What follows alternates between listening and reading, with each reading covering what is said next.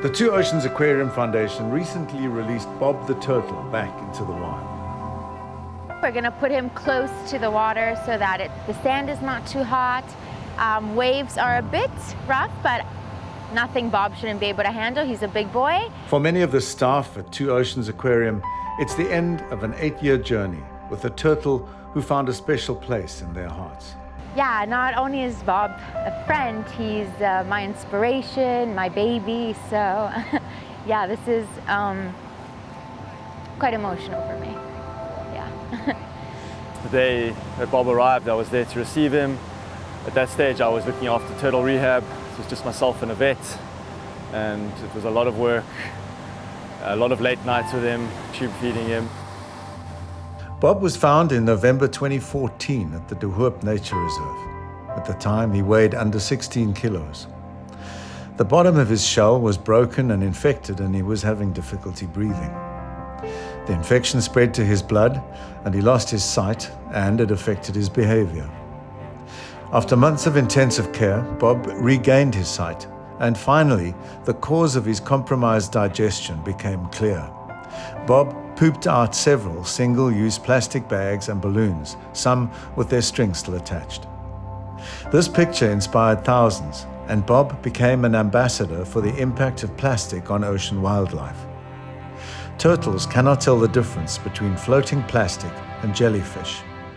These ingested plastics can lead to positive buoyancy, bowel obstruction, and death.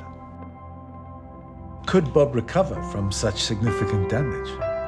Before being released, Bob needed to show normal wild behavior, like finding and targeting food, for example. And I got to just enjoy and watch him grow from 16 kilos up to almost 90 kilos now, and watch him develop and own the Oceans exhibit, where he's left a big hole. But finally, Bob would be leaving the Two Oceans Aquarium and starting a new adventure.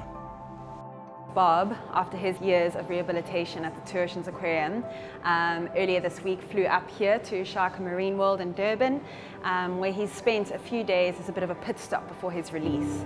And the reason for this pit stop was to confirm that Bob is able to, after all of the stress of transport and in a new environment, exhibit all the wild behaviors that a turtle needs to exhibit. So we were happy with what we found today. I basically performed a neurological exam. So we went through testing his cranial nerves, his spinal nerves. We evaluated his mentation, his ability to see, his ability to navigate, right himself. We were looking at all sort of these different factors to see if he's exhibiting normal behavior, normal brain function as far as we can tell, normal spinal function, and I'm happy with the outcome today that there was nothing abnormal that we found. Fantastic. So in your opinion, Bob's good to go? Definitely. I think it's time. Today is very exciting because we're going to be taking Bob out of the exhibit to place his tags. Bob is going to be receiving a FastLock GPS satellite tag, which is a top-of-the-range tag that's going to really accurately be able to tell us where he is.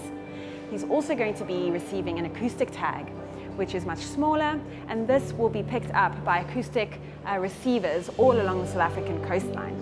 And then lastly, Bob is going to receive flipper tags, which have a special unique ID number on them, so that if he is ever identified in the water or ever comes on land, we'd be able to identify Bob. He's going to come off exhibit for the last time, be tagged, and then put in a quarantine pool overnight before his release tomorrow. Friday, Bob's tags have set and he's ready to go. He'll be driven to a remote beach about an hour and a half north of Durban. The team wants to keep him as far away from pollution as possible to give him the best chance of survival. A press team was assembled to record his release back into the wild. I'll be sad that he's not with me, but also a bit scared and stressed because he's going into the big blue, which a big part due to humans is not a safe place. So I feel confident that we've given him all the tools needed for him to survive, and now we just need to work harder to make the ocean a safer place for him and all marine animals. Two Sharks rugby players helped carry Bob to his final departure point.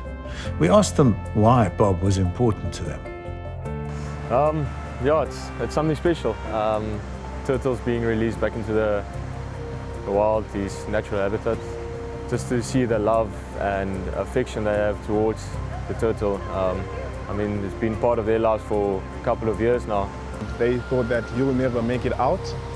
And after 8 years, he's finally, come back to, full strength. And on behalf of the Sharks, this is really an honor. Having someone like Bob, where people can actually see the damages that it caused, it's all about education. Educating the younger generation so that they can grow up understanding the dangers of pollution on land and in the ocean as well. One of the people who came to bid bon voyage to Bob was endurance trail runner and environmental activist Carolyn Hanks. She's the first person to have run the grueling 13 Peaks Challenge back to back. The 71-hour epic run was done to raise funds for the satellite tracker that will allow the Two Oceans Aquarium to monitor Bob's location after he's released. My life's work really is trying to raise awareness around us, our habits and our choices in the shop. And what I picked up on a very small stretch of beach is literally about 20 earbud sticks, which is just a small example of our very consumeristic and careless, unconscious ways, and disposable plastic spoons, and they all break into microplastics. And a lot of that was found in Bob's tummy. After years in captivity, Bob needed a few moments to orient himself. And then it was the final few meters of his long walk to freedom.